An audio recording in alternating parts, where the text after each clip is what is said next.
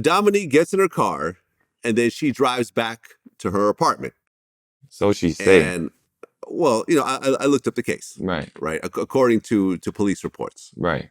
She goes back to her apartment, and her brother, Keyshawn, was there. Right.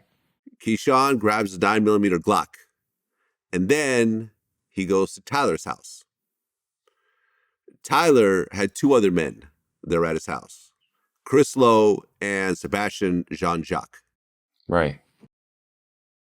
The four of them get together and arrive at your house around midnight. Right. Keyshawn Jones had a gun.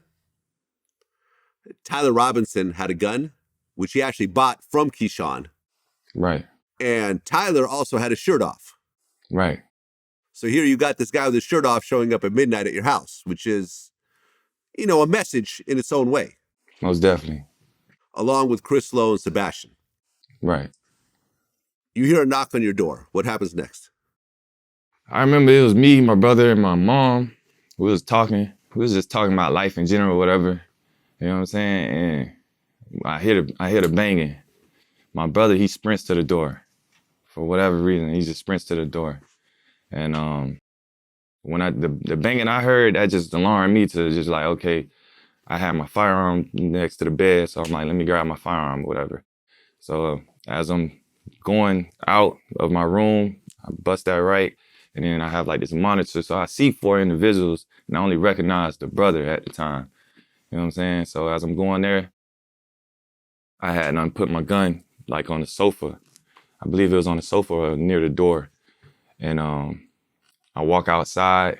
As I'm walking, I hear them saying like, yeah, where's Travis at? Where's Travis at? So as I walk outside, I'm going to approach the brother, and I'm literally looking at him in his eyes, and I'm like, what's up? But before I even get the up part, that's when the guy with the shirt off, he punched me.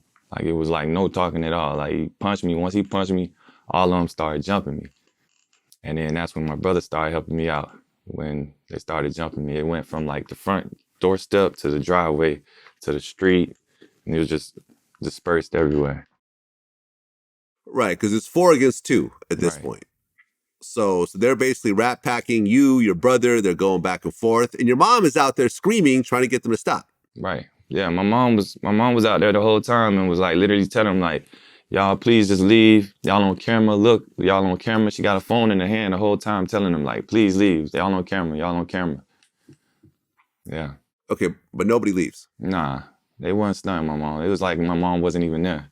And then like that kind of pissed me off to even find out that the dude that died even said what he said to my mom, because I didn't hear that about go inside. We come to handle this. Like, so. Okay.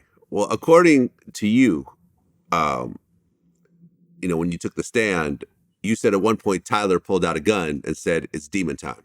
Right. For those that don't know, what does demon time mean? Shit, he on whatever. Like he willing to take it there, willing to use that firearm that he pulled out. You know what I'm saying? And harm me, my brother, my mom. That's how I took it.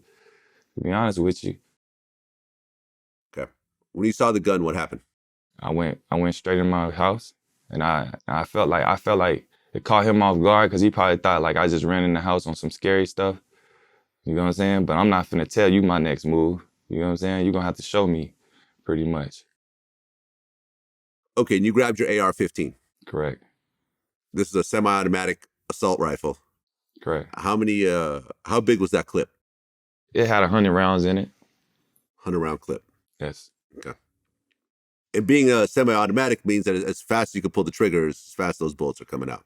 Right. Okay. So your mom sees you with the rifle. Yes, when I come out the house, yes. And she freaks out at this point, tries to get you to stop. Right.